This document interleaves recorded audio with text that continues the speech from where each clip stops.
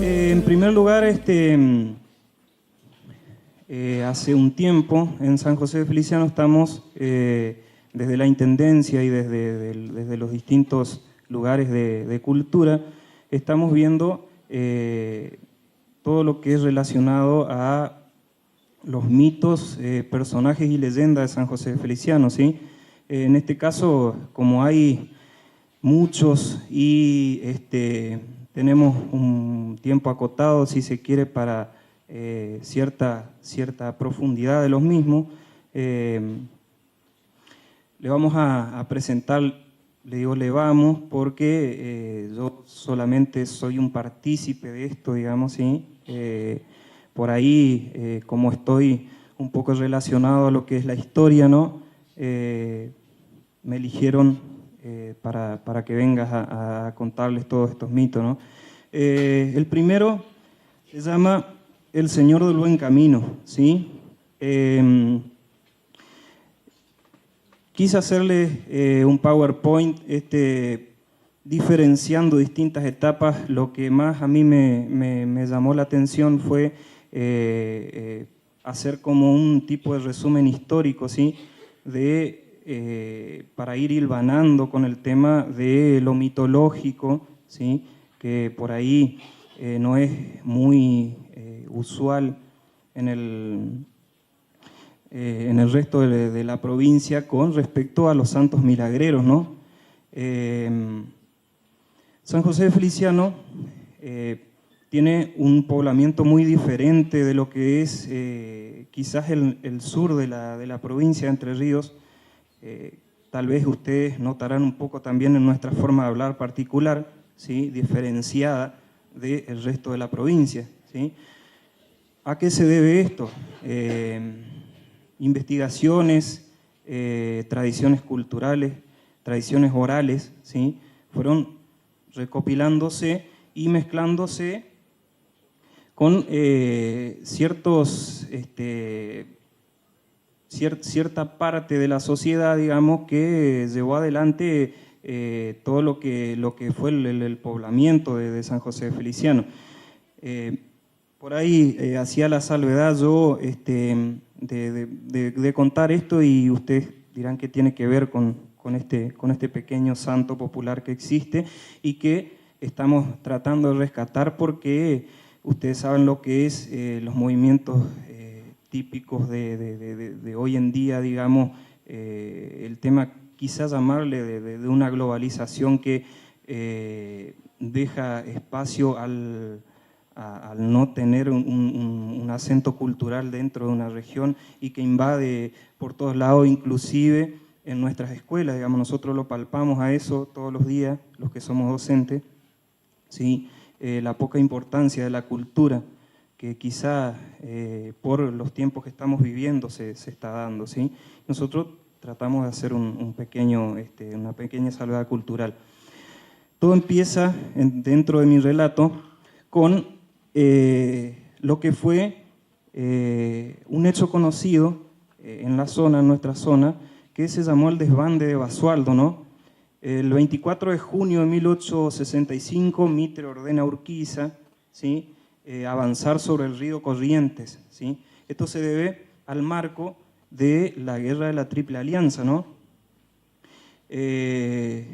Dentro de ese avance, digamos, se apostaban distintas guarniciones en las zonas limítrofes. Nosotros estamos en la zona limítrofe con Corrientes, ¿sí? El distrito Basualdo queda bien en la punta y queda sobre un paso que se le llama el Paso Seco en Feliciano, ¿sí? Que era el único lugar sin agua para cruzar hacia la hermana provincia. ¿Qué pasó ahí? Se apostó un ejército de 5.000 hombres para avanzar hacia la guerra de la Triple Alianza, y el 3 de julio de 1865 desbandan 3.000 hombres, ¿sí? Entre ellos pardos y mulatos, ¿sí? Y esto es conocido, pardos y morenos, perdón, esto es conocido como el desbande de Basualdo, ¿sí? Dentro de esta circunstancia histórica, se los manda a perseguir, lo que es lo que fue la zona de Feliciano, porque hoy en día quizá nos está quedando muy poco de lo que fue, digamos, por el tema del avance del monocultivo, de la sojización y de todo el desastre natural que nosotros conocemos hoy en día, ¿sí? Que va exterminando nuestra cultura, ¿sí? Debajo de esos campos arados que hoy existen, que quizás queda un poco más que en la provincia, lo que es la selva montielera, ¿sí? Debajo de ese suelo hay una historia riquísima que nadie se atrevió a hurgar, ¿sí? Entonces, estos pardos y morenos, ¿sí? Aproximadamente unos 3.000, digamos, se rehúsan a la convocatoria y al reclutamiento porque eran la carne de cañón de la guerra de la Triple Alianza, de la guerra con el Paraguay. Se rehúsan a pelear y desbandan, ¿sí?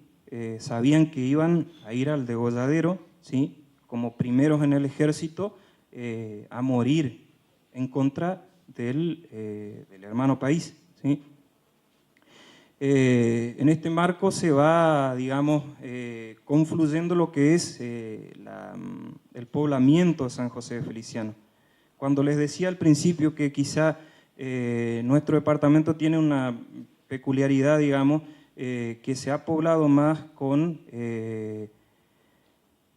mulatos, morenos, negros, indios, ¿sí? Venidos de las misiones jesuíticas, ¿sí?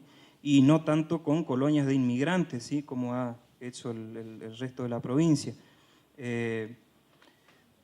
Aproximadamente se dio así la historia, digamos, esos grupos, digamos, que después fueron llamados bandidos rurales o cuatreros, en nuestro pago se llaman caponeros, ¿sí? Por el capón, ¿sí?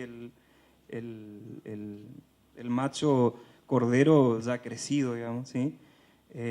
¿Por qué? Porque no tenían para comer, ¿sí? Iban en busca del ganado cimarrón dentro de los montes. En ese momento era el refugio de estos, digamos, la gente del centro, por ahí les llamó bandoleros, ¿sí? Después pasamos a otro contexto, digamos, haciendo un poco más de retroceso. En 1870, digamos, en el marco del asesinato de Urquiza también viene un poco más acercándonos a lo que es la leyenda del Señor del Buen Camino. Luego de la expulsión de los jesuitas en el territorio en 1767, se produce también el poblamiento guaranítico de la zona de San José de Feliciano. Aquí que la estatua que refleja el nombre de Feliciano, que es la estatua de San José, que está dentro del libro San José de Feliciano, un pago con historia, ¿sí? Esa estatua viene de origen jesuítico y construida por indios guaraníticos, ¿sí? ¿Qué pasaba? En ese trayecto del paso seco hacia nuestra provincia, monjes jesuitas perdieron esa estatua, gente del lugar la encontró y lo reconoció como patrono mucho más adelante, ¿sí? Cuando se crea el departamento San José de Feliciano. Esto va siendo una simbiosis, ¿sí? De mezclas culturales y raciales que se iban gestando dentro de lo que se llamó la selva montielera en ese momento. Por eso Feliciano se pobló puramente con raza negra y con raza india, guaranítica, ¿sí? Por ahí nosotros, los pobladores de Feliciano, buscamos en raíces profundas nuestras, ¿sí? Y tenemos algún antepasado negro o indio, ¿sí? Me animaría a decir,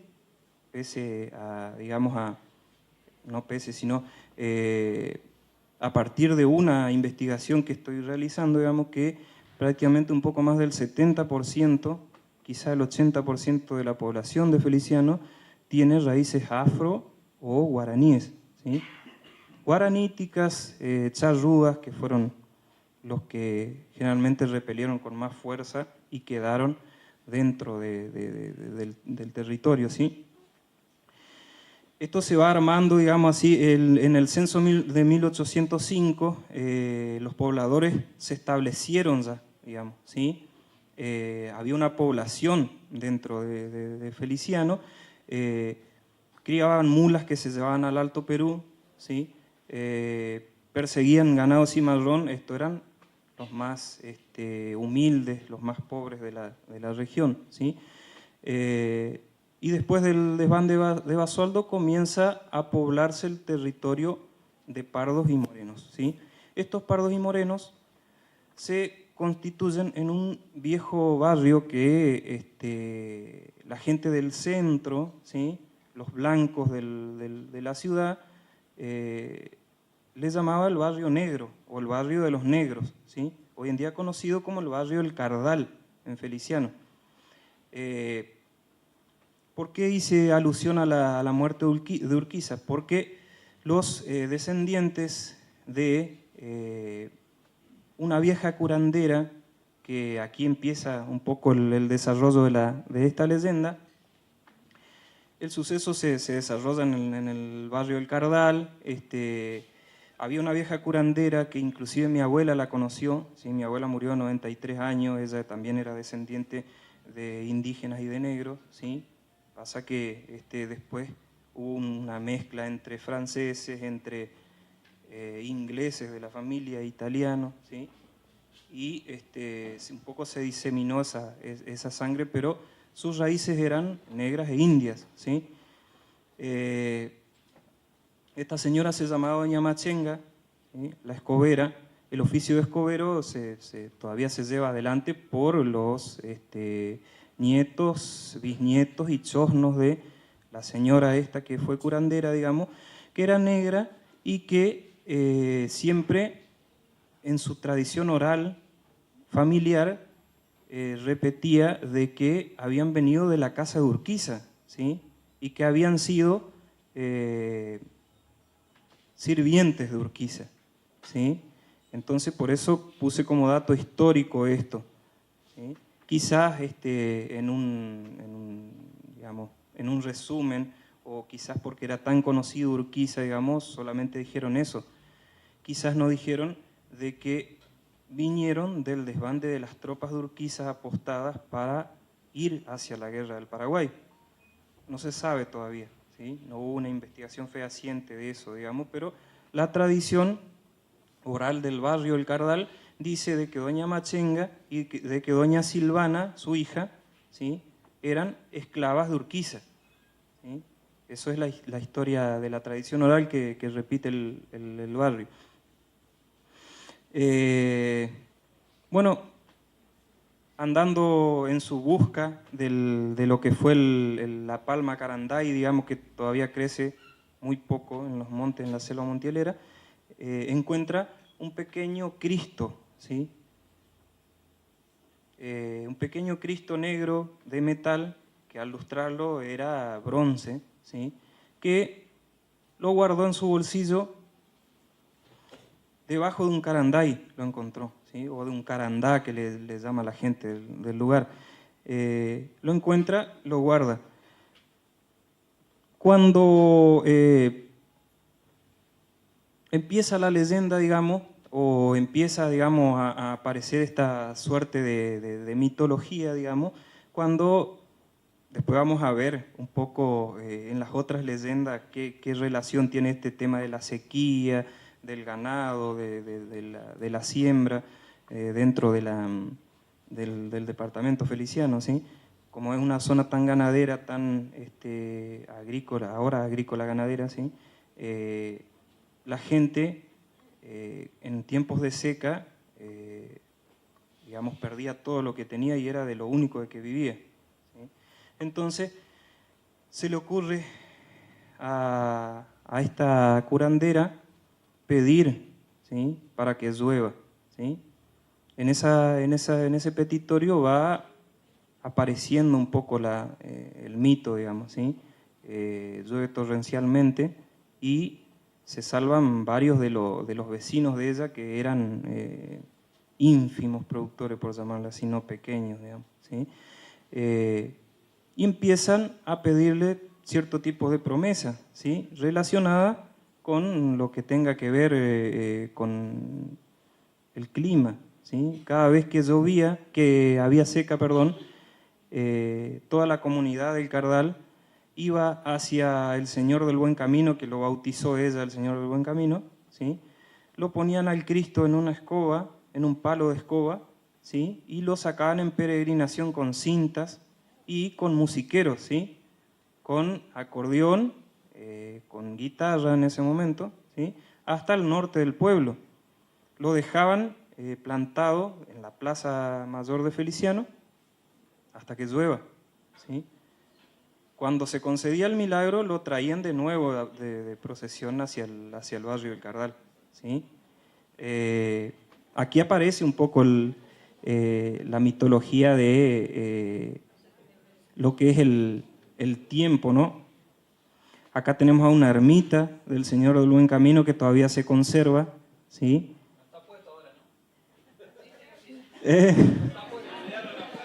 Todo el verano nos pasamos pidiendo lluvia y ahora aquí está el Cristo que fue encontrado, el Cristo histórico, ¿sí? El Señor del Buen Camino. Y acá tenemos a Raúl Rodríguez, uno de los tataranietos de doña Machenga la Escobera, en su aspecto afro, digamos, se ve todo lo que es la descendencia de la raza afro dentro del departamento feliciano, ¿sí?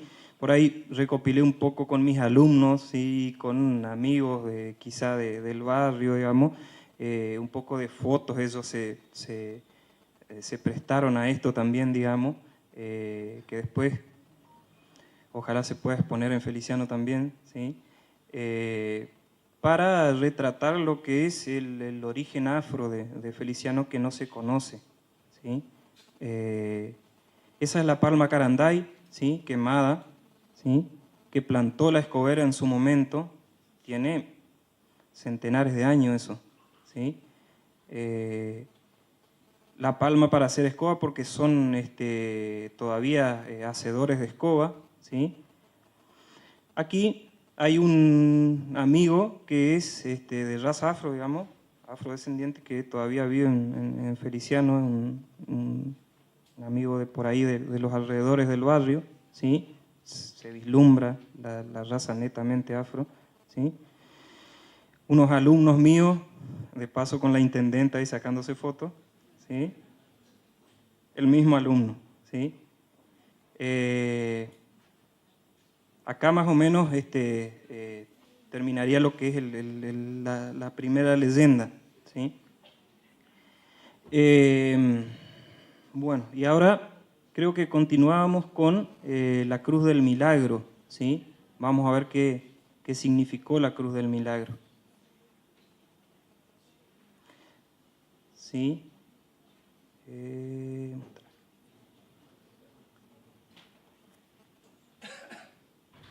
La Cruz del Milagro de Francisco López, ¿sí? No sé si alguno de ustedes alguna vez escuchó un tema muy famoso del cántico popular del litoral, que habla sobre la Japotama, ¿sí? Que dice en sus letras: le conté de mi desgracia a la Virgen de Itatí y a la Cruz Francisco López, que es milagro guaraní, ¿sí? Francisco López, digamos, vamos a ir por el principio. 1871 se produce la derrota de López Jordán, ¿sí? En la batalla de Ñaembe, ¿sí? Cerca de Goya, de lo que hoy es el departamento Goya, Corrientes, ¿sí?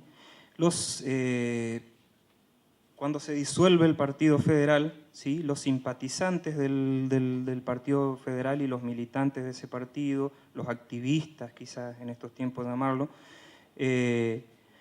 mudan o migran a lo que hoy se conoce todavía en Corrientes, ¿sí? Como el autonomismo. Nosotros quizás en un pensamiento lejano político, siempre pensábamos de que Corrientes era siempre gobernada por ese tipo de conservadores, ¿sí? que eran por el nombre o el mote de autonomistas o liberales, ¿sí? Pero había sido que era todo lo contrario, ¿sí? Los autonomistas y los liberales no son los mismos, por ejemplo, yendo al Partido Liberal en Corrientes, no son los mismos liberales que conocemos habitualmente, ¿sí? La liberación de la economía, que el mercado manda, bueno, nada que ver, ¿sí? En Corrientes, digamos, cuando el partido federal cae, ¿sí? En la batalla de Ñabembé, la derrota de López Jordán da como inicio a estos dos partidos más que centenarios en la provincia de Corrientes, y se dividen en azules y colorados, ¿sí? O celestes y colorados, ¿sí? El Partido Autonomista Celeste y el Partido Liberal, el Partido Liberal Celeste y el Partido Autonomista Colorado. La alianza en 1893 entre las dos tendencias federales, ¿sí? La última etapa de la Guerra Civil en 1895 más o menos encuentra a estos dos partidos peleados, ¿sí? Y con disputas internas. Esto hace de que se separen, ¿sí? Que haya una separación quizá muy profunda. Entonces, por eso nosotros, que estamos tan cerca de Corrientes, siempre escuchamos que la rivalidad que hay en Corrientes es entre autonomistas y entre liberales, ¿sí? Quizá acá ni siquiera se conoce qué significa eso, ¿sí? Era una rama del viejo Partido Federal, ¿sí? Cuando estas dos tendencias se alejan, ¿sí? Aparece un personaje que se llama Ramón Franco, ¿sí? O Ramón Medina, Franco por el apellido de la madre, Medina por el apellido del padre. La cuestión es que en ese momento ni siquiera se tenía documentación, el paisano no tenía documento, ¿sí? Solo tenía su nombre, ¿sí? Simpatizante del Partido Liberal, huye en estas disputas que hay, que no se sabe, solamente por tradición oral te cuentan de que huye hacia el otro lado de Corrientes. ¿Qué está del otro lado de Corrientes? Desde el Guayquiraró para abajo, Feliciano, el distrito Chañar, ¿sí? En este distrito, digamos, se resguarda en la selva montielera y los militantes del Partido Autonomista llevan a cabo una cacería con él, ¿sí? Lo persiguen hasta querer darle muerte, ¿sí? Se esconde en un pequeño rancherío que ya había construido su hijo y con unas familias del lugar, ¿sí? Le pide refugio a su hijo, el hijo le da refugio y los militantes del partido autonomista queman todo el rancherío, ¿sí?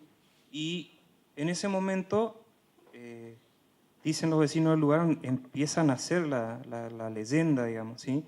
Porque dentro de las súplicas, por el miedo a la muerte, ¿sí? Se esconde bajo un viejo cátere, eso cuentan ellos, y los militantes del partido autonomista no lo encuentran, ¿sí? Y él hace un relato de que fue un milagro pedido a Francisco López, ¿sí? ¿Quién era Francisco López?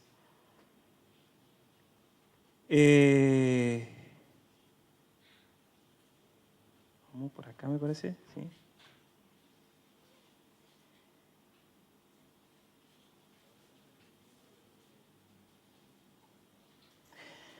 Francisco López era uno de los llamados jinetes rebeldes, ¿sí? O bandidos rurales, ¿sí? Que por ahí un gran autor argentino como León Gieco retrató en un trabajo discográfico que se llamó Bandidos Rurales, ¿sí? Francisco López era militante del Partido Liberal, ¿sí? Que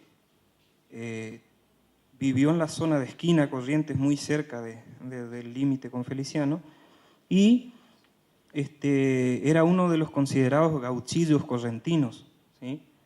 Tenemos cierta categoría dentro de los jinetes rebeldes y de los santos populares. La gente humilde, en esta suerte de súplicas a gente que se parezca como son ellos, digamos, ¿sí? A gente que se parezca a ellos, tiene sus pequeños santos benefactores, ¿sí? Por nombrarles, el más famoso de todos, el gaucho Gil, ¿sí? Antonio Mamerto Cruz Gil Núñez, ¿sí? Conocido como el gauchito Gil, ¿sí? Yacaré Coroy, por ejemplo, otro gauchillo correntino. Juan Bautista Bairoleto, quizá escucharon hablar también de él, que anduvo con Segundo David Peralta, que fue mate cocido, ¿sí? Todos mate cocido porque tenía una cicatriz en la cabeza que le había pegado la policía y le cosieron mal en un rancho donde él andaba, digamos. Le cosieron mal, entonces le quedó el mate cocido, la cabeza cocida, ¿sí? No era por la famosa bebida, la famosa infusión. Mate cocido también era uno de los famosos bandoleros que dentro de estos misterios también desapareció sin dejar rastro de la persecución policial. La policía dijo que lo mató, pero nunca nadie supo de su paradero, digamos, ¿sí? Estos especies de Robin Hood de los montes o nuestros, ¿sí? Que le robaban a los ricos y le daban a los pobres, no era porque eran buenitos, sino que porque tenían que pagar un tributo para que no los delaten, ¿sí? Entonces, al darle a los pobres, digamos, se convertían en algo muy especial para la gente humilde, para la gente pobre, y lo escondían hasta lo último, ¿sí? Francisco López fue uno de estos gauchillos correntinos que deambuló por esa zona, digamos, que era militante del Partido Liberal y que tuvo una pequeña disputa con simpatizantes del Partido Autonomista también, ¿sí? Entonces,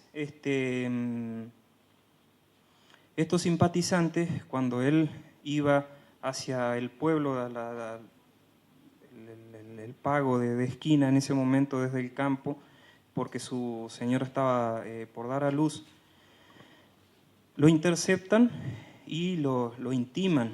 Se bate a puñaladas con ellos, mata a dos integrantes o militantes o partidarios del Partido Autonomista. Esto le vale su, digamos, mote de bandido, ¿sí? Porque la autoridad del momento lo considera como un bandido. Lo persiguen, ¿sí? Hasta que logran interceptarlo, muchísimos años, ¿sí? Lo persigue durante muchísimos años, logran interceptarlo y llegan a matarlo, ¿sí?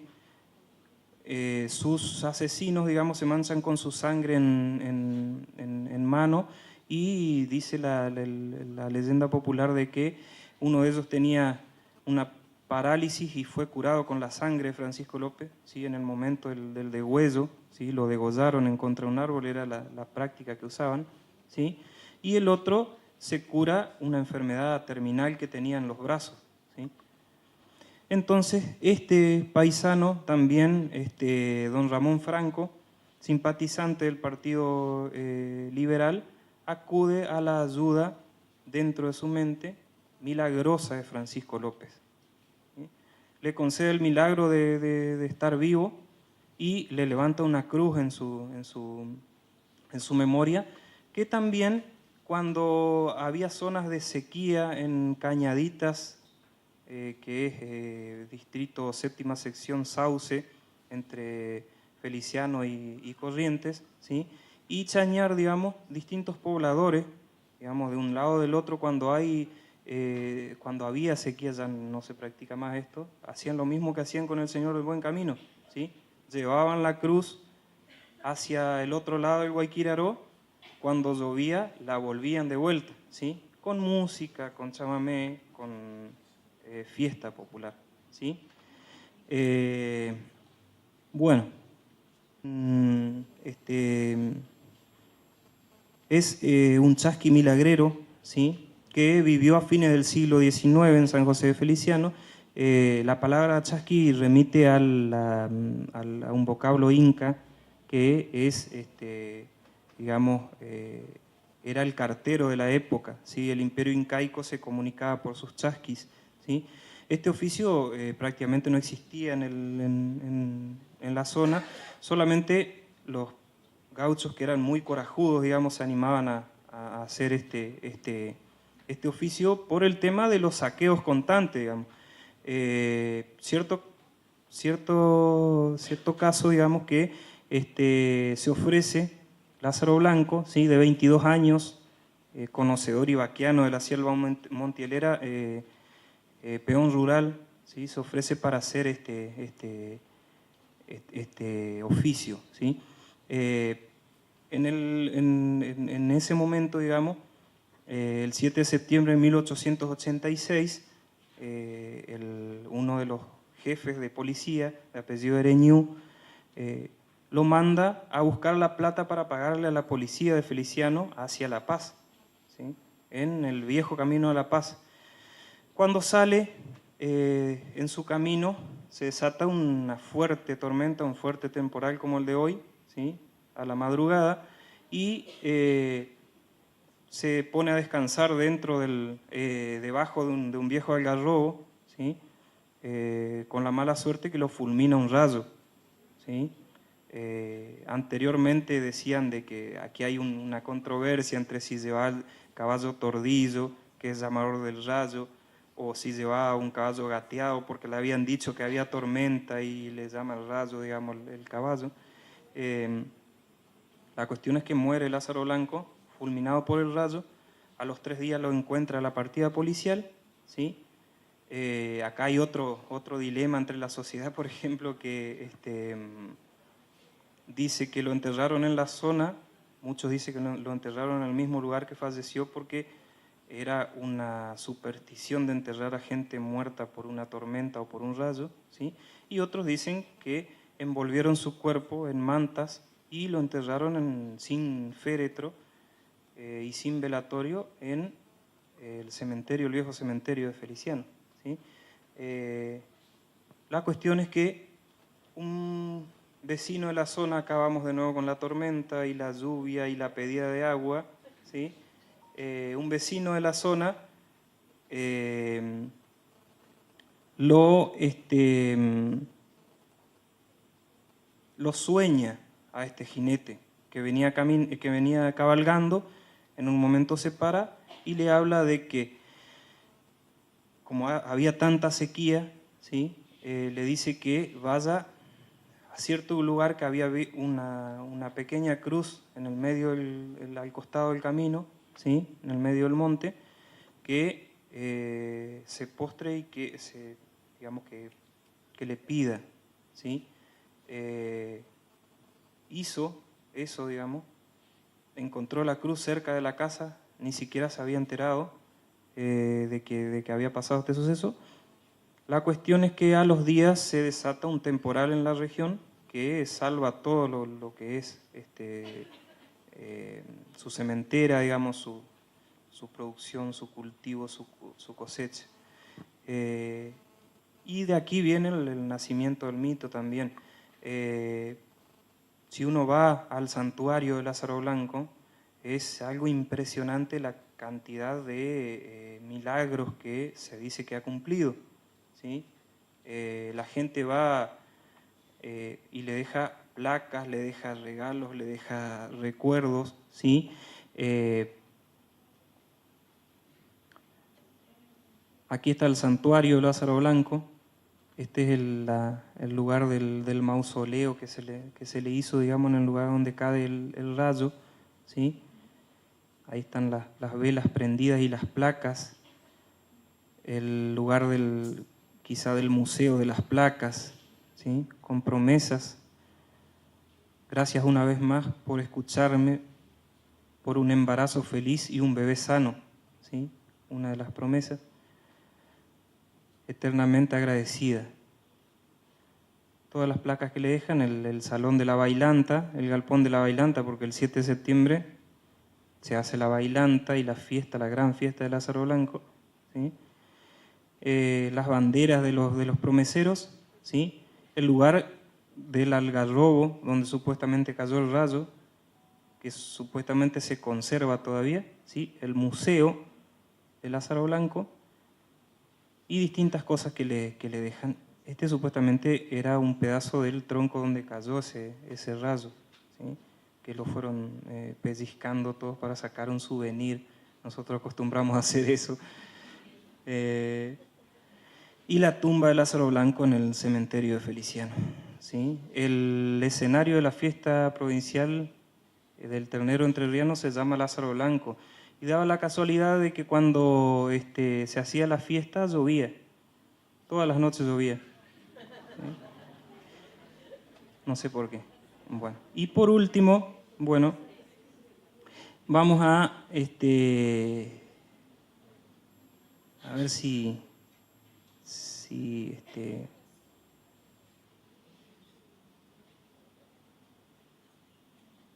bueno. Tenemos otro de los, uno de los acontecimientos, digamos, el santito popular más chico que tiene Feliciano y más reciente, ¿sí? Que es Ramoncito de Muñoz, considerado como un angelito de los montes, ¿sí? Esta es una nota que se le hizo en el diario Realidad Regional a su madre, que vive todavía, ¿sí? A 46 años de aquella tragedia, una historia que vale la pena conocer, ¿sí? Ahí está la tumba de Ramoncito. Ramoncito Muñoz es un niño de 3 años que se perdió en los montes felicianeros y murió tras de deambular 8 días. Es una especie de ángel al que las mamás desesperadas suelen pedir ayuda.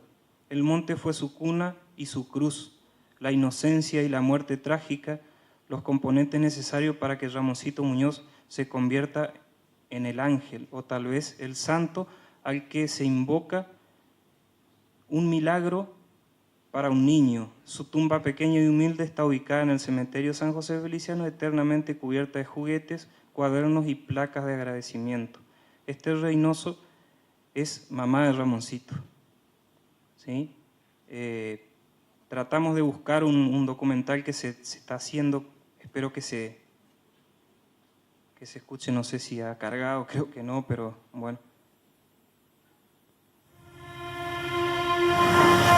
Una cosa que el padre nomás le enseñaba era tenerlo a caballo cuando venía del trabajo, por delante. Lo paseaba un rato. La tarde el padre vino de cruce nomás y salió otra vez de vuelta. Y yo lo bañé a él y lo senté afuera porque hacía más calor. Y cuando salí para afuera, después que bañé al otro hermanito, lo vestí y todo, salí para afuera, Ramoncito no estaba más.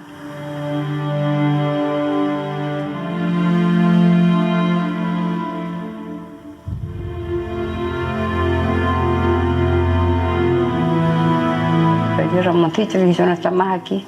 Y lo empezó a buscar caballos para todos lados y no lo encontró y no lo encontró.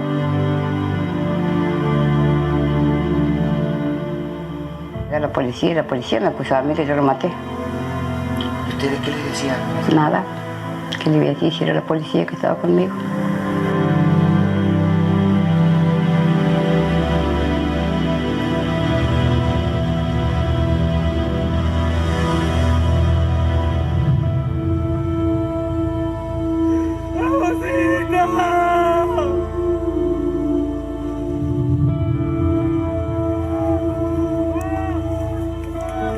Pantaloncito corto, remera, camisa no tenía más. Le tocamos los piecitos, tenía toda espina.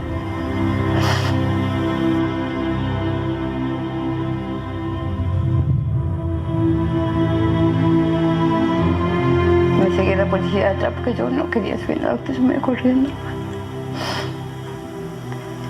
Y se arrodillaron a mí y me pidieron perdón. ¿Te lo perdonó?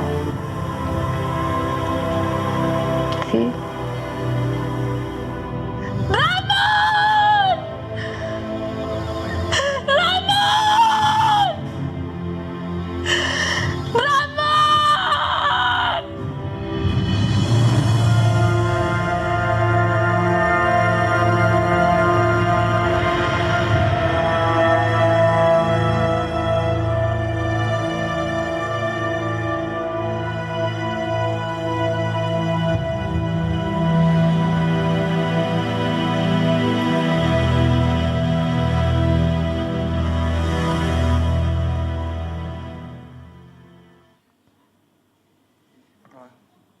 Así más o menos, bastante emocionante, ¿no?